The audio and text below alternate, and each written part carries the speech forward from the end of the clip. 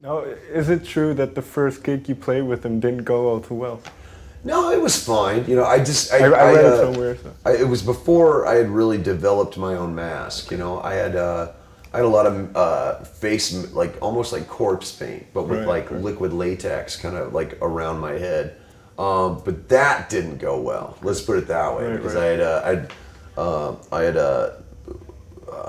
hair down to my back, and it was bright red, like really good, because I used to dye my hair a lot back then.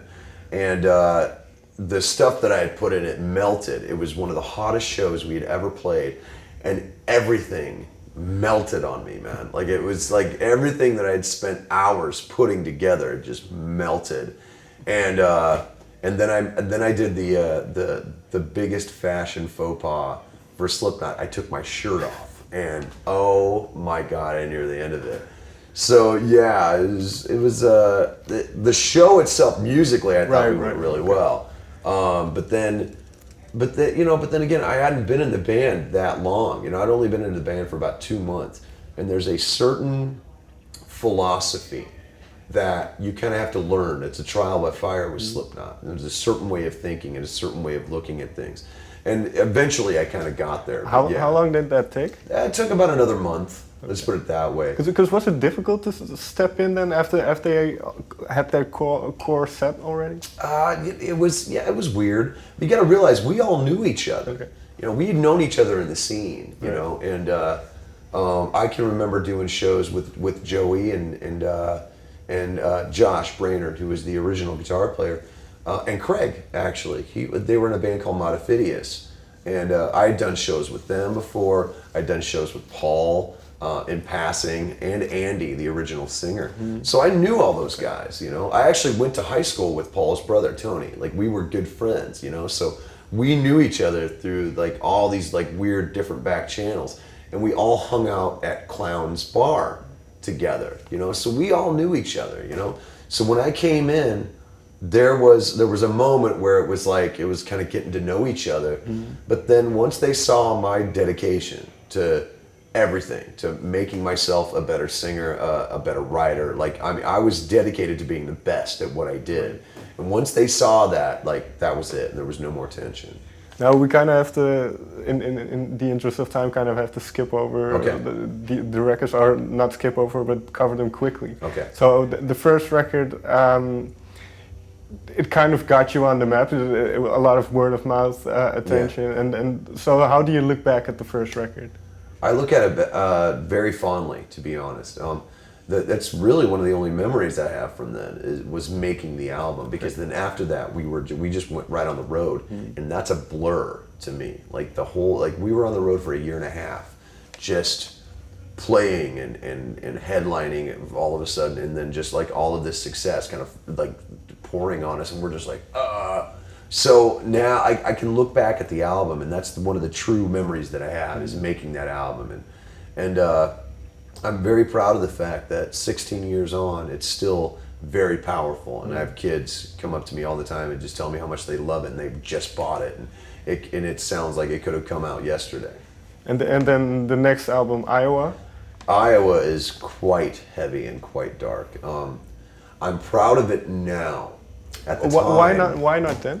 Well, because we were all so fucked up, man. You know, like we were 9 guys from Iowa, suddenly thrust with all of this crazy success that we weren't ready for. You know, so we were all kind of insane and selfish and taking various chemicals or getting wasted. I mean, it was really a dark time. So for me, I was so fucked up at the time that I didn't allow myself to enjoy the process. Let's put it that way. I just knew that we had to make something that was just going to destroy the world, and obviously we did. So musically, it's great. Absolutely, I love that album. It's probably the heaviest, one of the heaviest albums of all time, and I'm very, very proud that was us. You know, like we could have just turned around and just done a bunch of singles like we had seen so many bands do before. And we were like, fuck that. We are coming out and we are going for the throat, and we are going to establish ourselves as a force to be reckoned with. Because with the second record and the third, that I assume as well, there must have been pressure from labels for you to change your sound a little bit. We've never let them come in. We've always done exactly what we want to do, and that's one of the reasons why we work with the people that we do, is because we know that an album lasts forever. Songs can come and go. An album lasts forever. And this band is all about longevity, you know. So when it came time to do Volume 3, it was time to expand, but do it on our terms, you know. So we kept the record label out of the studio forever. We were just like, you don't get to hear shit. You don't get to see shit. You don't get to feel shit. We're gonna make this, and then we'll play it for you, you know.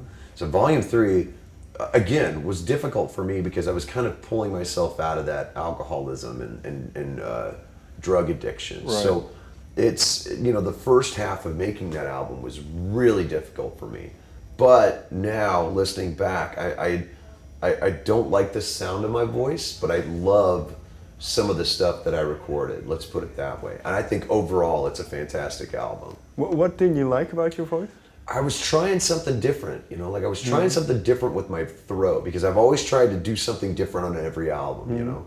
On Volume 3, I was trying to do a higher pitched scream. And I also, it was the first album that I wrote with no curse words to it, because everyone had said, he doesn't know how to write lyrics without swearing. And I'm like, really? Check this out, you know? So I figured that would be the biggest fuck you to everybody, you know? Melodically, you know, there's a lot of strong melody on it. But at the same time, I was newly sober, and my throat wasn't as strong as I would have liked it to have been. But listening to it as a whole, with everything, like taking myself out of it, I think it's quite a strong album. Once the substance abuse kind of subsided, was the recording process or even the writing process different for you? It got better for me. I know a lot of people who think that they can't write without booze or drugs, and I'm the exact opposite. I prefer to write sober because I can get right to my point, right like that. You know, like I know what I want to say. When I can focus on it and let it come to me, that's when I get the best stuff. You know, so I found that I was better sober. And that really reinforced my sobriety, man. Like it made me dedicated to it. And I saw that I was better in everything sober. I was a better father, better husband, better writer, better family man, better bandmate. I mean, just across the board. And that has really become the foundation of who I am today. Okay. And then the fourth record, commercially, it was a really big success. Yes. But then I believe the band doesn't have it was very such a high regard as the very rest of the difficult to albums. make. The band was very divided at the time, and I was kind of in the middle, you know, like trying to get everybody to work together, when it was very split down the middle, and you had two factions going on. To this day, I can't believe it got done. You know, to be honest, I mean, it was so hard.